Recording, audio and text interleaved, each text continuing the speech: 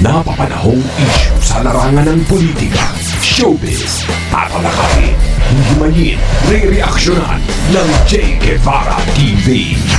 J. Guevara TV nga po pala, isang reactor ng mga viral issue na nagaganap dito sa Pilipinas. Sa ni Baste Duterte, interview to kahapon na interview. Sana all na interview si Baste, no? So ito pakinggan natin na sana Tagalog. Oo, para maintindihan ho ng lahat. So, let's play. Good evening po. Mga 5 questions po. Sige. Pam po ng third floor studio. Mayor Baste, recently po nagkaroon po ng biggest bypass di umano sa Alitagtag, Batangas. At sinasabi po ng Pangulong... Ay, maganda pag-usapan to! Maganda pag-usapan. Ang galing nung na gano'n na to. Ay, in fairness na corner niyo si Baste lupit Oo, ito yung about dun sa tulog ng kaso, guys. Oo, tulog na ho yun Wala na yun, yung about dun sa 13 pulburon sa Batangas na nahuli. Alalanin nyo, wala na, hindi na pinapabalita yun. Kaya napakaganda nito. At ito, Tagalog pa, Tagalog. Oo, Baste, Mayor, Tagalogin mo, Oo, okay. Play natin. Po, sa third floor studio. Good evening po. Mga 5 questions po. Sige. Pam po ng third floor studio. Mayor Baste, recently po nagkaroon po ng biggest bypass di umano sa Alitagtag, Batangas. At sinasabi po ng Pangulong Marcos po na ito po ay, ang pangyayari ito ay bloodless. Nila po ito ay patama sa paraan ng mga Duterte ng drug war nila. Ano po masasabi niyo dito? Wala namang problema kung yun yung talaga yung gusto niya. Kasi he's the head of state But sa amin kasing lugar, how we dealt with it, how we were affected with drugs doon sa lugar namin, we take it more, like seriously kesa yung sinasabi nyo na bloodless. Because these people can be very dangerous. They have the money to procure arms, guns, and weapons para lumaki at mas mag-improve yung negosyo nila. So if he's trying to imply na ganun lang yun, I do not think so. Follow-up question, Mayor. Sorry po.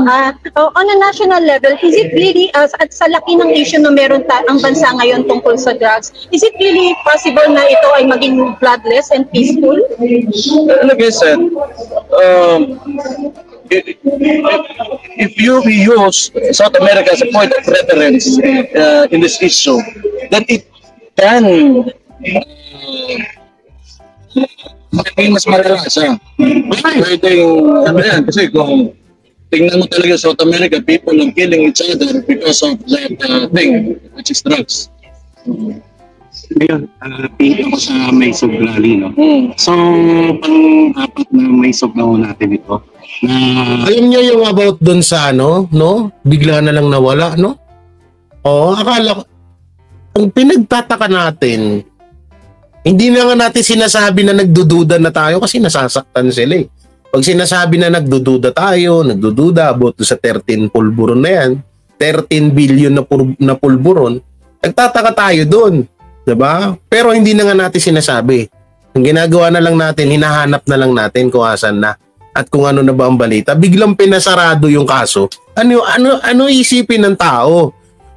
Kung may matino kayong kaisipan, dapat hindi nyo pinasarado sa media yun. Dapat tuloy pa rin yung update ho doon. Kasi hahanapin Hahanapin at hahanapin ng tao yun. No? Hahanapin at hahanapin at kukwestiyonin ng taong bayan yung kung asan na ba yun. Kasi diba? In history, sabi nyo, in history, napakalaking sa kasaysayan ng Pilipinas. Tapos ang ginawa nyo, biglang pinasarado, bigla nyo pinasarado. Ano yun? Para lang pangpasona lang ba yun? Kasi nung nakaraan nga, napanood ko doon kay Banat Bay, may nahuli na naman pulburon na medyo na naman tawag dito, medyo na naman, alanganin na naman yung 68 million na pulburon na nahuli. Oo, 'di ba? O ano to? Nasa court na daw po yung kaso, Sir J. Tara, basketball. Buisit. Nasa ano na ba? Nasa kaso na, nandun na pala eh. Kaya naman pala eh. O, yun naman pala guys eh, nandun na daw pala. O, wag nyo nang hanapin. Grabe naman yun. Ay, nako. Tapos ngayon, kine-question nga nila. Kasi, alam mo, ang naging motibo talaga doon about doon sa 13 billion na pulburo na yung ganito. Ang gusto kasi nila is gusto nilang supalpalin yung mga Duterte about sa war on drugs. Kaso ang nangyari, inuna muna nila yung yabang bago utak. Ha? Kasi isipin nyo maigi ha. Paano ko masasabi na inuna ang yabang bago utak? Biruin nyo, kung may sapat kang pag-iisip, hindi pa tapos yung investigasyon, nagsasalita ka na ng kung ano-ano. At sinasabi nyo pa na biggest in history of Philippines na kulimbat na pulburon. Tapos nagulat ang taong bayan na sa 13 billion na pulburon napunta na lang sa 9.3. 9.3 ba o 9.6? O, diba? Ngayon, nung alam nyong napapahiya na kayo, ipinatigil nyo, news blackout nyo, hindi nyo, ayaw nyo ng ipabalita. At pati yung mga, doon naman sa PNP, aminado ako na mas maganda kung PIDEA. PIDEA ang maglabas ng issue about sa pulburon. No? Katulad niyan, yung katulad yung nireaction na natin nung nakaraan, CCTV. May nakita daw sila ng mga personalidad sa CCTV. So ano na naman kaya to? Kasi napahiya sila dun sa una eh. No? Napahiya sila dun. Ngayon gagawa na naman sila ng panibago. Dun sa CCTV footage na yun, medyo kabado ako dun guys. Alam nyo kung bakit? Kabado ako dun. Kasi parang may alalahanin nyo. Yung mayor at gobernador sa Batangas. Dikit yun sa mga Duterte. Or hindi naman hindi pala mali. Hindi dikit. Ano yun? Supporters yun. Or sumusuporta yun sa mga Duterte. Yung mayor ng Batangas at gobernador. No? Kaya nga medyo dun sa panaginip ko medyo natakot ako eh. Na hindi kaya itong mga nasa footage na to eh para sirain ng mayor at gob. At alalahanin nyo ha, hindi pwedeng mangyari na may magkaroon ng maisog rally sa Batangas. Pwede yung mangyari yun. Kaya siguro maaga pa lang inaagapan na ng mga anti-Duterte na hawakan na sa leeg yung mga namumuno sa mga bayan-bayan. No? Hawakan sa leeg para kapag in case na magkaroon ng maisog rally dyan sa Batangas, no? Magkaroon ng issue ng maisog rally sa Batangas, makokontrol na nila yung mga namumuno dyan sa mga lugar-lugar. Yan ang nakikita ko dyan. Oo. ICC pasok daw, sabi ni Arnel. Di ba? ICC pasok. Ito. Postpone yung sa Bustos, Bulacan. Kasi ginigipit po yung... Speaking naman po dito about sa maisog rally kahapon. Ito, may mga nireveal nga yung mga kasamahan natin doon na mga Duterte vloggers. Na ang nangyari, may binarikadahan sila. May mga polis nga daw po na may mga hawak na shield. Hindi ko alam kung anong tawag dun sa, yung pang sa mga rally. Akala kasi daw ng mga polis talagang itutuloy na pumasok doon. Yung tutuloy na pumasok doon sa mismong loob. So, ang nangyari, napakatalino po ng hindi ko lang po alam kung sino yung nakaisip na akala lahat talaga doon ay akala nila, pati yung mga pulis at pati yung mga doon sa Freedom Park na yon ay diyan na mismo talaga yung pag-akyat ni Tatay Digong sa truck, akala nila doon na talaga, ayun na talaga yung mismong Maisog Rally. Hindi nila alam na meron naka-set up na doon sa kabila na doon gaganapin ang Maisog Rally sa Dumaguete, na yung mga kagamitan ay nasa truck lang.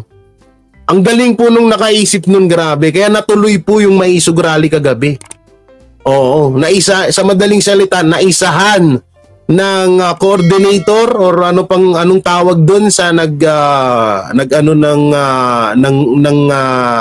rally na yan, ng Maisog Rally sa Dumaguete, na napakagaling ng strategy na ginawa niya. Napakagaling talaga, promise. Kaya natuloy po yan. Akala ng mga kalaban, doon na mismo sa pag-akyat sa truck ni Tatay Digong, akala nila, doon na talaga ayun na talaga yung start ng rally. Hindi nila alam. Kaya pala nagtaka yung mga pulis na bigla nagsilayasan tong mga ito. Oo, kasi pagdating mismo doon, sa kung saan organizer yan, tama. Ang galing po ng organizer kasi hindi talaga walang nakaalam, walang nakahalata na doon pala gaganapin sa kabila. Tapos yung about po doon sa Wangwang, hindi ko alam kung, kasi may kaibigan po ako na tiga Dumaguete na sinasabi niya na yung, di ba na napakinggan natin yung biglang may tumunog, yung Wangwang, dahil daw sa 10 PM curfew sa Dumaguete. Sabi niya, Jay, dito sa amin, ewan ko na lang kung saan sa mga barabarangay kung meron pang ganyan. Pero dito talaga sa amin, wala na kasi panahon pa ng COVID yung Wangwang na yan. Ewan ko lang kasi yung iba daw, oo daw meron. May curfew daw sa kanila, pero ang pagkakaalam ay 11:30. Kaso nagwangwang ng 10 PM nung panahon na nagsasalita si Tatay Digong. So, ano bang tawag doon? Hindi ba wangwang yun? Ano bang tawag doon? Ano tawag doon? JC De La, subscribe niya, JC De La Cruz World. Organizer ang gumawa pero utak ni Digong. Siyempre, oo. Si Tatay Digong pa rin yun. Ano yan? Anong tawag doon? Wangwang ba tawag doon? Yung tumunog? Wangwang yun, di ba? Sirena. Sirena pala. Sorry.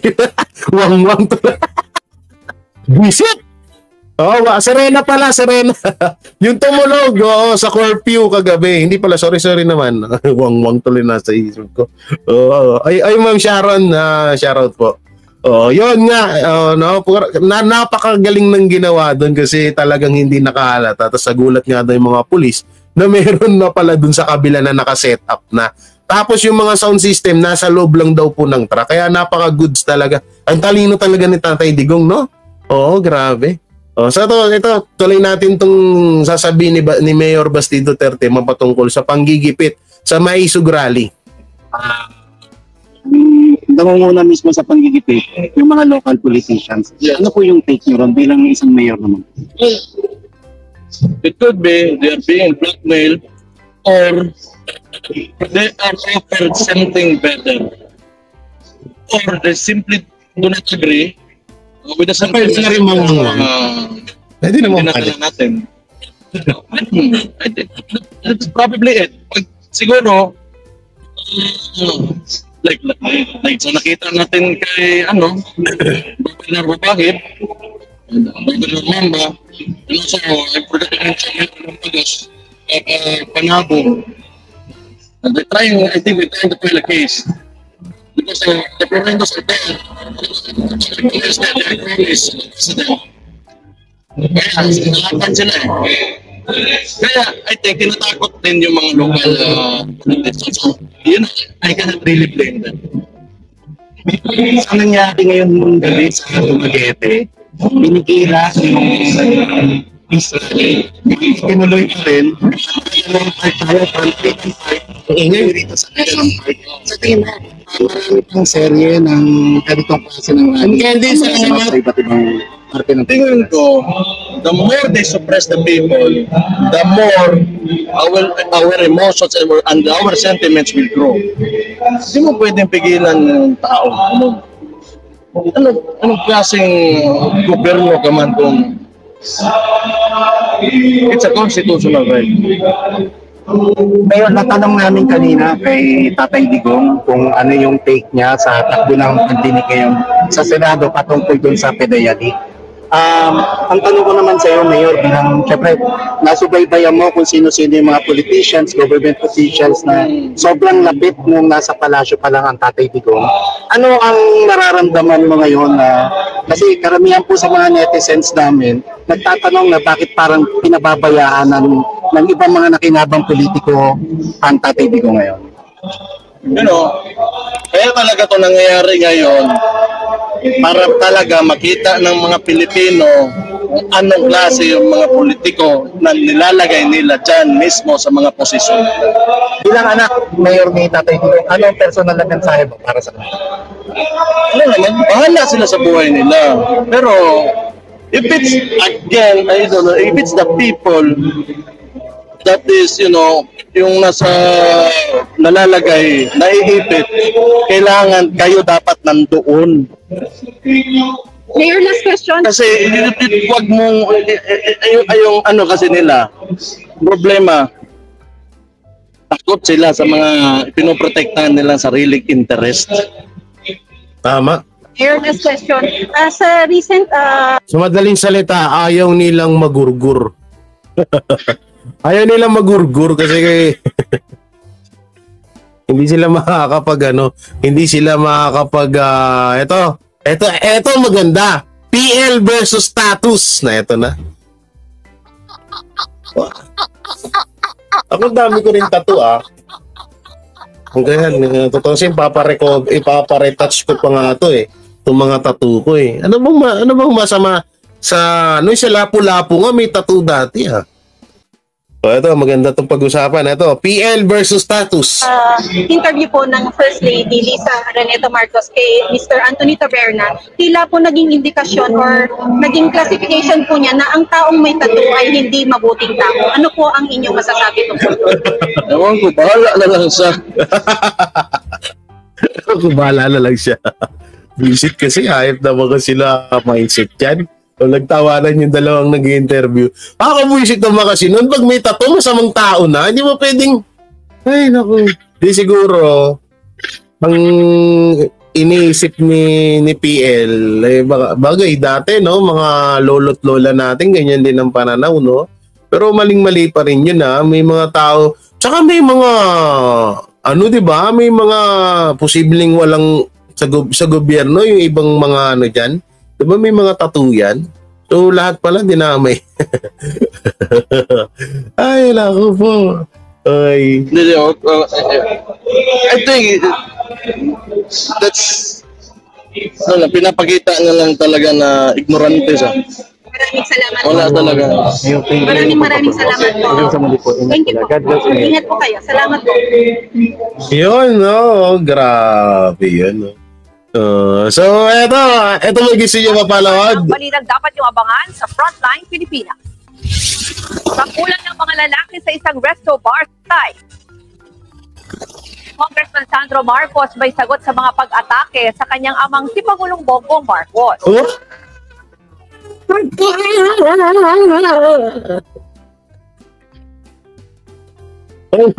Maraming salamat po. Thank you. Bago natin panoorin, ano kaya ang mga hulaan natin. Ano ang sasabihin ni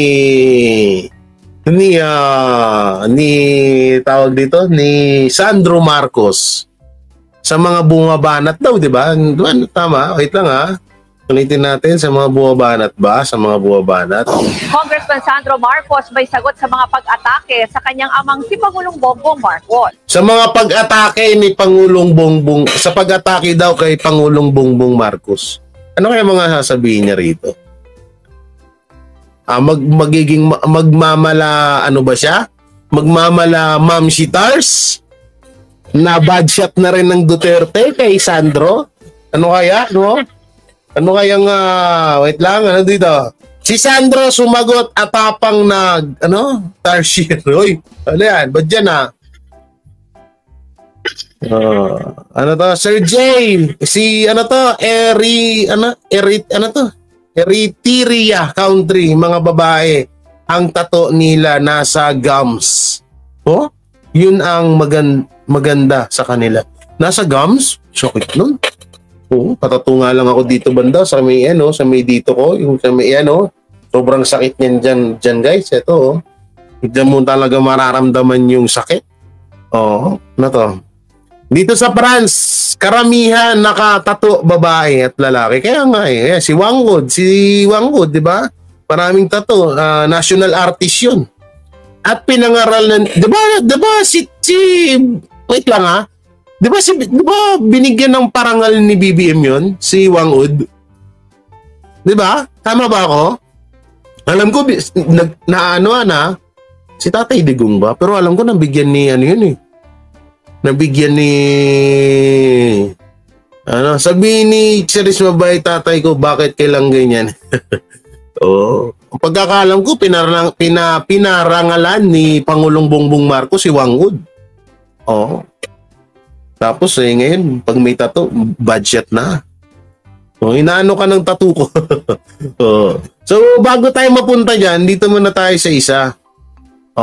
Kaso baka itsupulangkot na naman tayo nito. Tangin na kasi. Pero paano ba gagawin natin? Dito na lang. Ito. News. Pinatawan ng preventive suspension ng Office of the Ombudsman si Cebu City Mayor Michael Rama at 7 pang opisyal ng City Hall. Nagugat yan sa... Pito pa. Oy, PL, pa-reaction ako doon sa video mo Di ba ikaw yung nag-report nito? Tattoo ko nasa na note. Oy, bastos ka. Oy, bastos yan IPL, baka naman, pa-share. Reklamo ng 4 na empleyado ng City LGU tungkol sa kanilang reassignment at hindi umano pagpapasweldo sa kanila simula July 2023. Wait lang, tignan natin, baka mali yung nire-reactionan ko.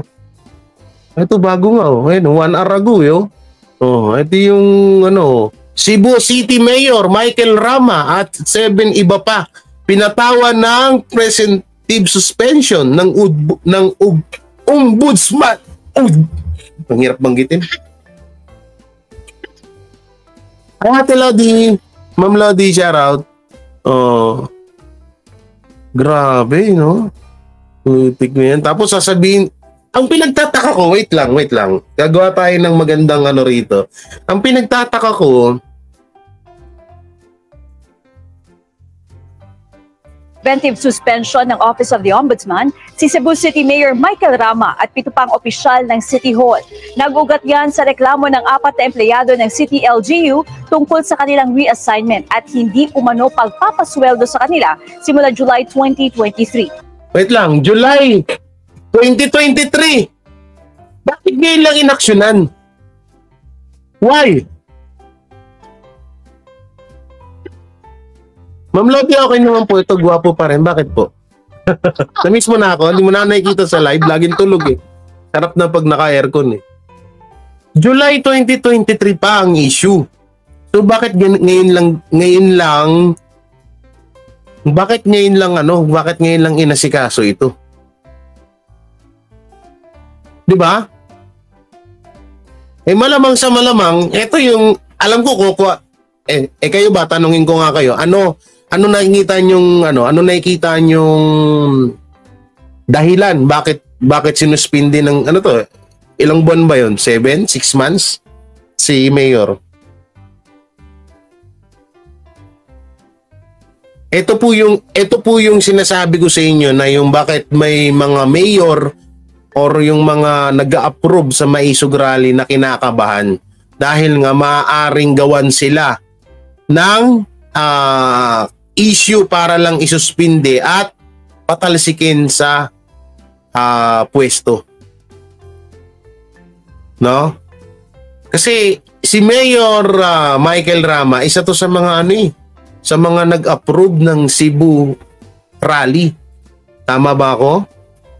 O eto, yan ang ginawang butas kay Rama para masuspinde kasi dumalo siya sa Maisog Rally. Yung pa pala, mali pala sinabi ko na dumalo. O, di ba? Siya sabi, tanim kaso. Oy, sa Randall and Madam, may galab shoutout po. Shoutout sa inyo lahat. Biruin mo, July ha? July 2023 pa ang kaso, ang reklamo. Pero bakit ngayon lang? So ibig sabihin, konektado na naman to sa Maisog Rally. So play natin. Si Cebu City Mayor Michael Rama at 7 pang opisyal ng City Hall. Nag-ugat yan sa reklamo ng 4 na empleyado ng City LGU tungkol sa kanilang reassignment at di ba? Na hindi daw pagpapasahod July. Umano pagpapasweldo sa kanila simula July 2023. July 2023. So ibig sabihin ang tagal na nun. Apakasinungaling ng natin ngayon, no? Pwede nyo naman sabihin na sinuspinde ang mayor na si Michael Rama dahil pumunta at dumalo at nakiisa sa Maisog Rally. Ganun dapat hindi ko alam bakit hindi ko baka tatakot ba kayo sa mga Duterte? Akala ko ba may 31 million supporters kayo? Bakit kailangan nyo pa magtanim kaso sa mga taong or sa mga politiko na sumusuporta sa mga Duterte? Ba't kailangan nyo pa magtanim? Magtanim kaso at sabihin na dahil or nag-ugat di umano sa 2023 issue? 2024 na ho tayo, nasa kalahating taon na tayo. Kalahati na ba? Bang kakamali ako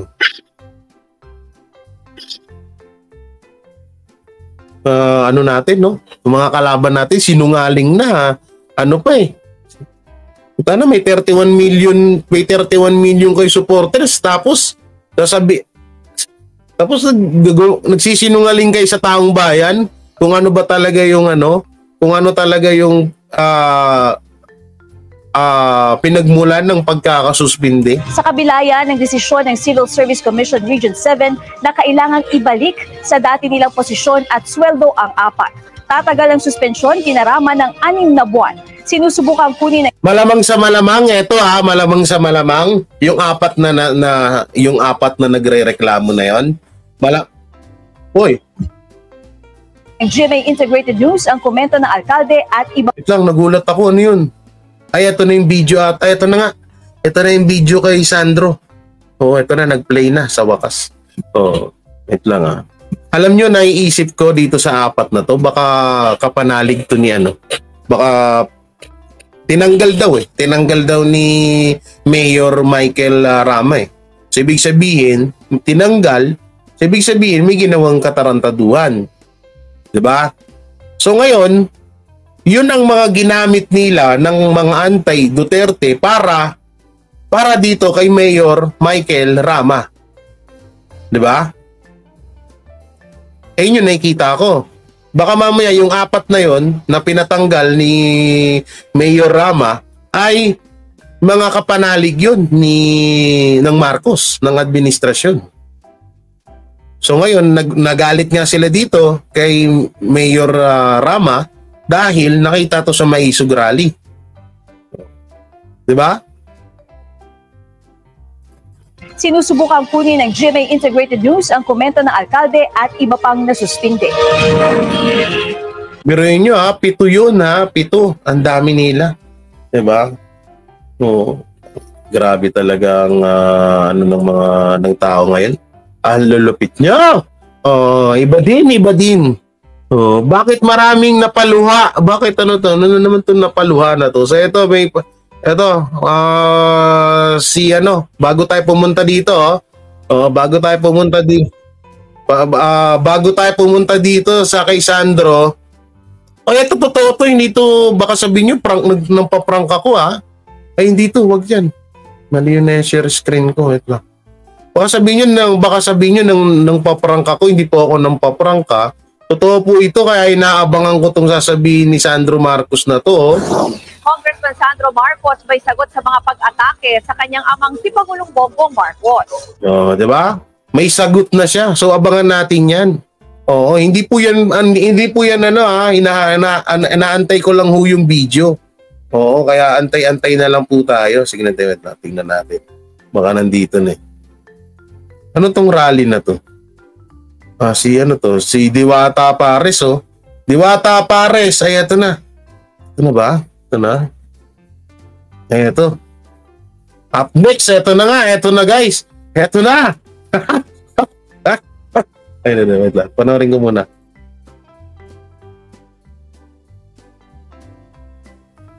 Oh, di ba? Ito na. Wait lang. Share screen. Share na. Tingnan natin 'to sasabihin ni Sandro. Oh, ayan oh. Duterte versus Marcos. Oh. Play na ba? Play na. Oh. Namarka. Presidential son at Congressman Sandro Marcos nagsalita na rin sa patutsyada ng mga Duterte sa kanyang mga magulang. Naku po. Oh. Naku po. Ano kayang sasabihin na naman ito? Bad shot sa akin si Tatay Digong. Ganun ba? Ano kaya sasabihin ni Sandro Marcos, no? Bad shot sa akin si Tatay Digong. Oo. Kasi naiisip tayo na iba. Kasi sa nanay niya yun eh. Yung bad shot na yun eh. Ano kaya sasabihin ni no? I've been in politics long enough to know that that's how. Easy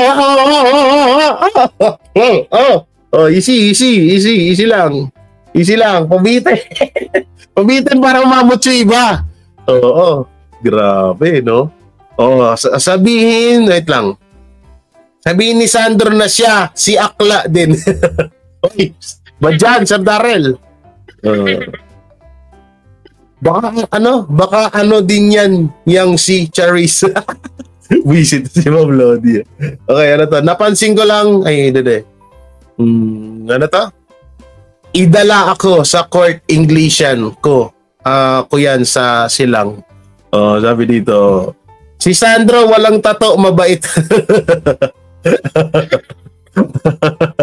Si Sandro,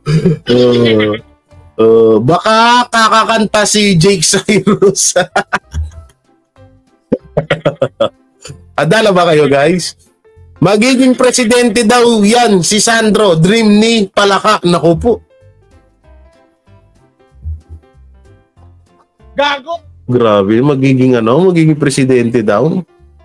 Wag kang tumabi dyan, di yan makita. Ano daw? Dito makita. Kamukha ni Charis. Share nyo na. Panoorin nyo nito. Oo, yung sinabi ni Sandro. Sandro ang kamukha ni Jake Cyrus, Charis Pimpenko. Sinaulo kayo, babad nyo kay Sandro, ha?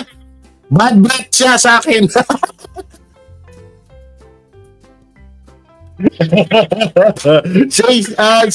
Say revlog, ha? Di-improve ka, ha? Bad breath. Bagay, si mama niya, di ba? Sabi niya kay Bibi Sara, bad shot. O kay Sandro, bad breath siya sa akin. Winsan! Just mind, shout out. Bago natin tuloy, babasahin ko muna mga comment nyo. Nako, malabo niyan magiging presidente si Jake Cyrus. Malabo talaga to. Si Sandro kamukha ni Jake Rhinos. Magalit ka kung magalit. Wala kaming pakialam. Ibahin mo kaming mga Bisaya. Day. Dong Sandra. Sandra. Day. Kaya pala Day Sandra. Oy, ginawa niyo namang ginawa niyo namang bayot si Sandro. Ma'am Tess, tawa-tawa ka dyan, Ma'am Tess, ha. Maliit, mabaho daw patutoy ni Sandro according to Princess Mau Vlog.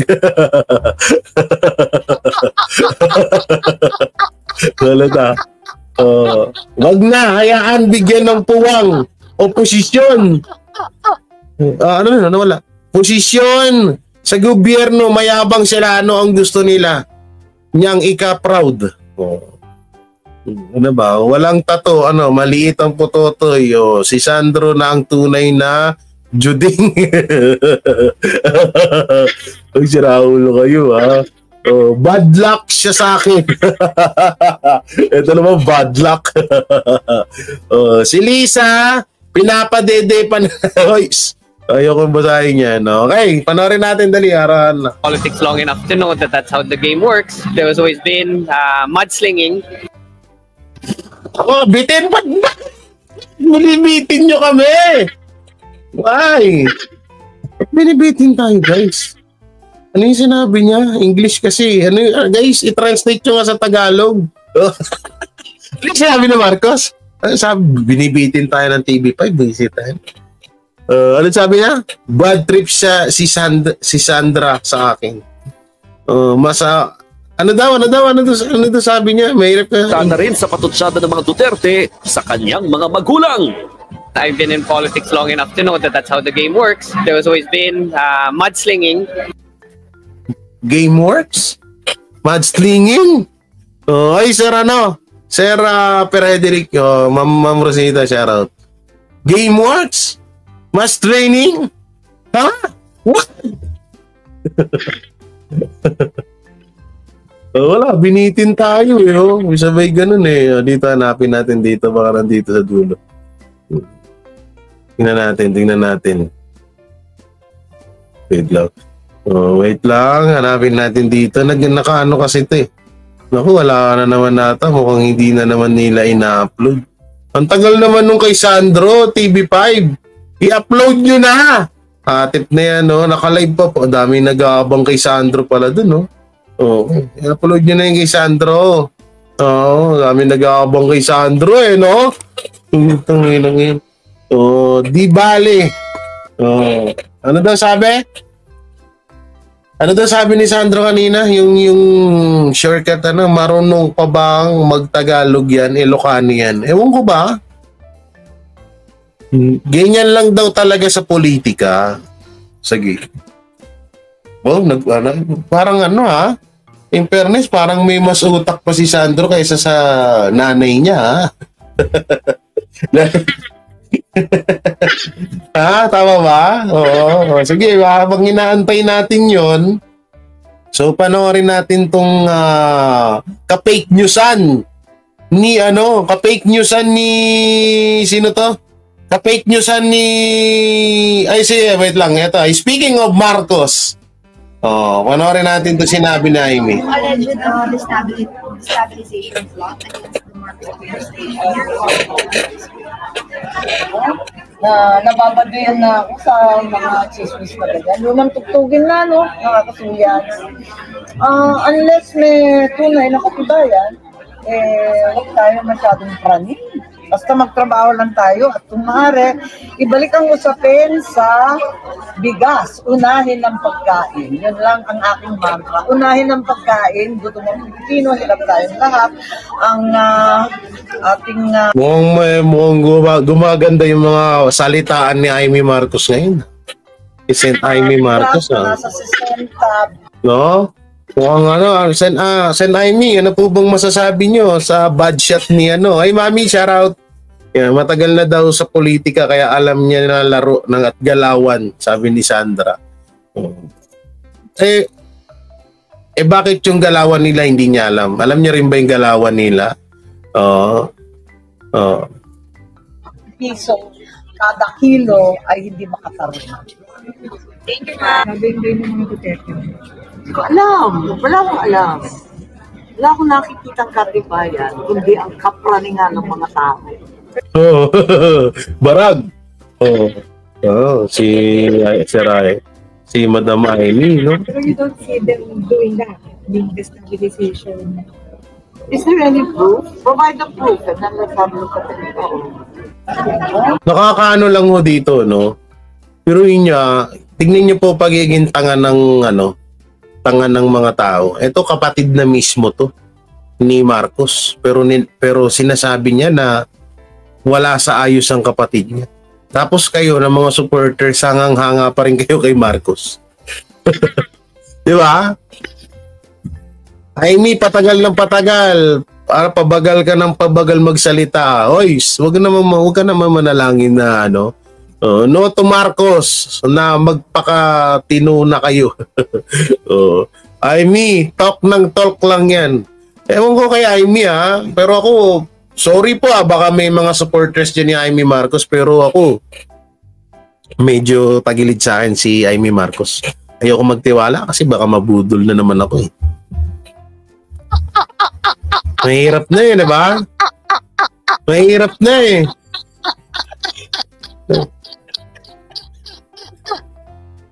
Tapos magtitiwala na naman tayo sa kanya.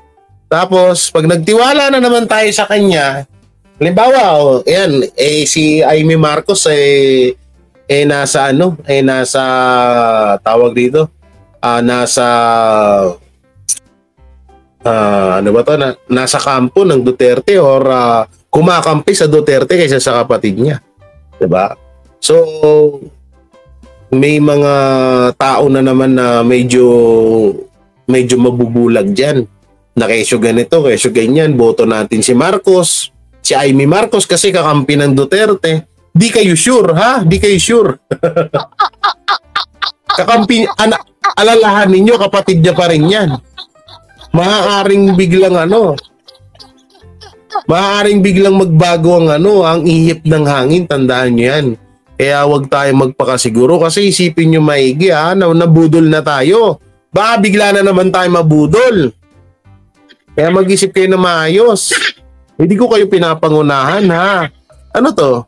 Sir Jay, okay ang connection mo. Sir, si Banat Bay biglang nawala. Naku, nagginurgur na naman si Banat Bay.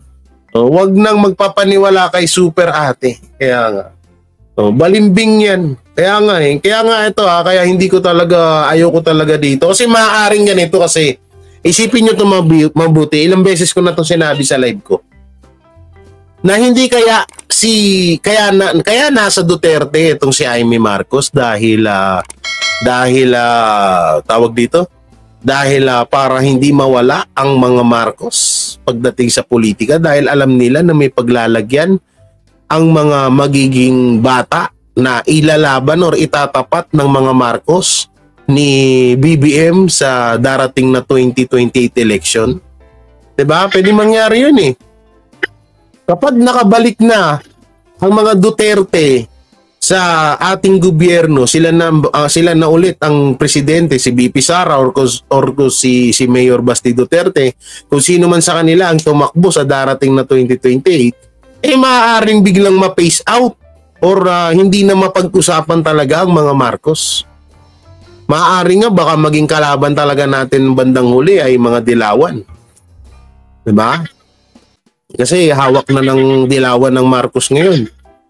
So, kung ano man yung gagawing hakbang ng mga Dilawan or ng Marcos, ay kailangan may approval yun sa mga Dilawan. Yan ang nakikita ko ngayon.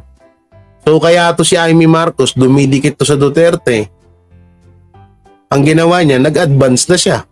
Na baka nga pagdating ng 2028, mawala sila sa industriya ng politika.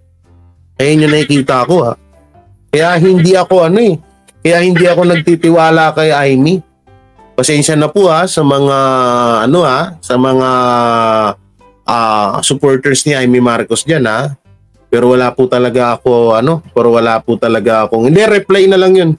Wala po talaga akong tiwala kay Amy Marcos.